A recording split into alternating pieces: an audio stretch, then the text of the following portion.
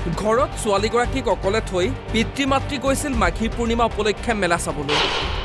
16 বছৰীয়া ছোৱালীগৰাকীৰ শনিবাৰৰ পৰা মেট্ৰিক পৰীক্ষা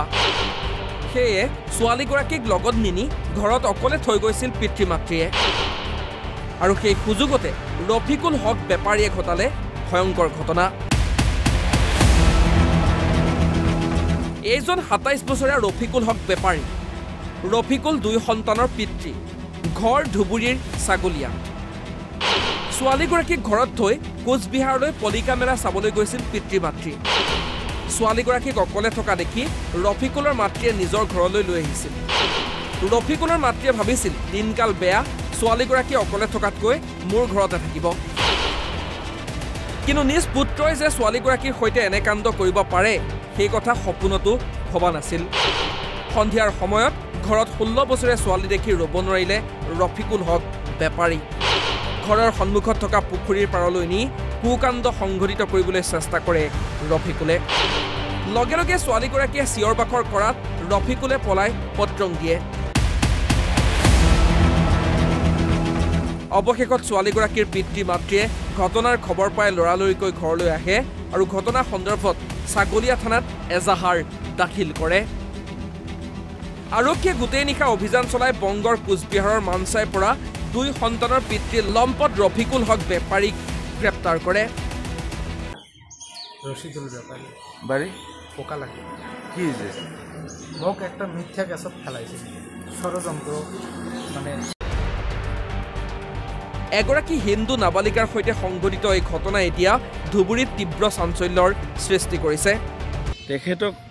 মানে ৰফিকুল হক বেপাৰীয়ে যে তেওঁক মানে ধৰ্ষণৰ হেৰি মানে একদম নাবালিকা ছোৱালীজনী এইবাৰ মেট্ৰিক পৰীক্ষাত অৱতীৰ্ণ হ'ব গতিকে এইটো একদম আমি দুখ পাইছোঁ যে এনেকুৱা ধৰণৰ ঘটনা হ'ব নালাগে অসমত আজিকালি আৰু বিভিন্ন ঠাইত এই ঘটনাবিলাক হৈ আছে আমি আক্ৰাছো আনডিবেটেড গোৱালপাৰাৰ পৰা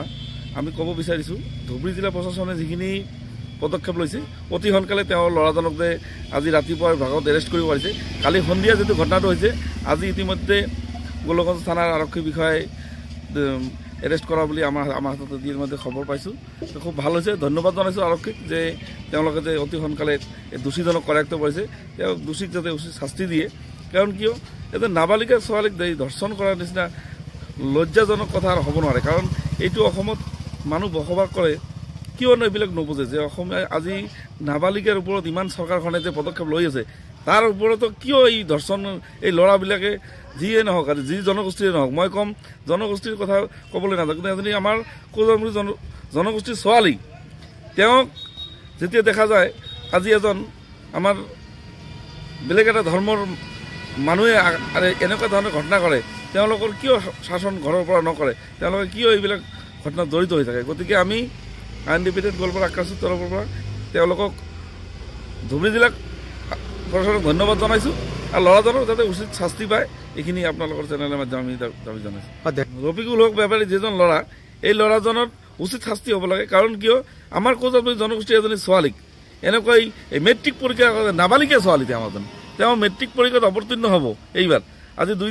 দুদিনমান আছে মেট্ৰিক পৰীক্ষা সেইটো সময়তে ছোৱালীজনীৰ মানে যিটো কাণ্ড কৰিব বিচাৰিছিল একদম লজ্জাজনক কথা ইয়াৰ কঠোৰতম কঠোৰ শাস্তি হ'ব লাগে তামৰ হাতৰ পৰা ৰেজাউল কৰিম প্ৰধানীৰ ৰিপৰ্ট অসম লাইভ 24